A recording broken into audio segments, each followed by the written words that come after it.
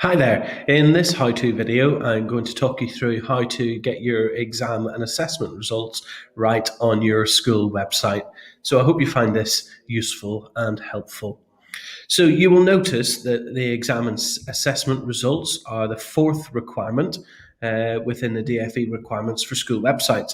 And again, if you need to download this guide at any point, this guide is available from our website, studio.com, and you will be able to download our school website requirements guide, and you will be able to work through all the different areas of compliance. So let's get straight into it. You will notice that the exam and assessment results are broken down into the various key stages. So you will need to decide on the appropriate ones for your setting. So you've got Key Stage 2, Key Stage 4, and Key Stage 5. Now, let's start off by looking at the Key Stage 2 requirements. So you can see here there are a list of requirements that you need to publish, all based around results and data. I'm not going to read them through individually because you can see them there on the screen for yourself. But it's really important to note that with all of these requirements, whether they're for Key Stage 2, Key Stage 4, Key Stage 5, is that it would be my recommendation for you as schools to use the language within these requirements rather than using something that maybe you use in school, which is fine, but I would advise for publishing on your website that you use the language of these requirements. It's much easier from a selfish point of view for us if we were to do an audit on your website, but also it is the language that the DFE are asking you to use. So I would advise using this. So you can see there, Key Stage 2, Key Stage 4, Progress 8, Attainment 8, and so on.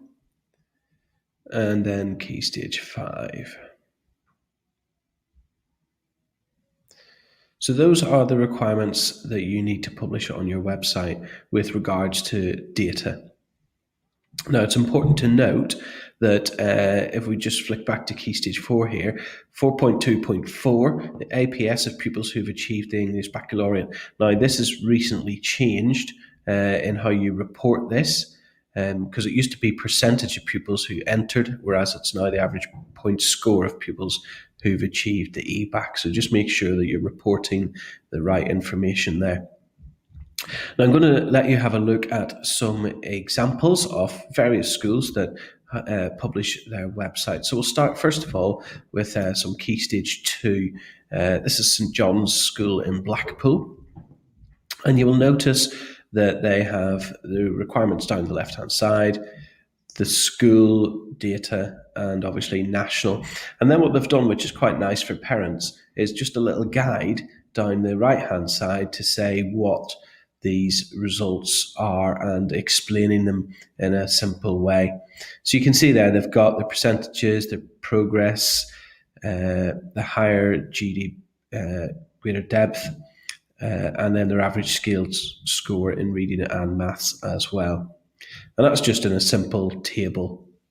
Now, if we look at another primary school, again, they've just laid it out in a different table, but again, they've still got reading, writing, maths. They've added SPAG, and then the combined, the greater depth again, the average skills score, and their progress. And here they've obviously put their own primary school, the local authority, and then national percentages as well. A high school example. This is a nice little booklet that LSA produce, which just goes through their data. And again, they've got some quotes in there.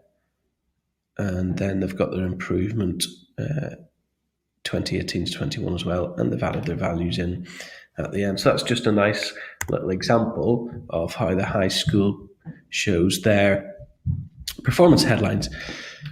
So if this is something that you really need to get a handle on, that's good. There is a load of work to do. It's also important to note that if you look in section 5, It requires you to publish a link to the school and college performance tables and your school's performance tables page. So just make sure that you do that as well. And that's always just a good advice to put that either on your performance and data page, or you can have that as a separate link from your website. You don't need to do anything with it apart from provide the link. But I would advise that you make sure that the link points straight to your school's page within the performance tables rather than the search page.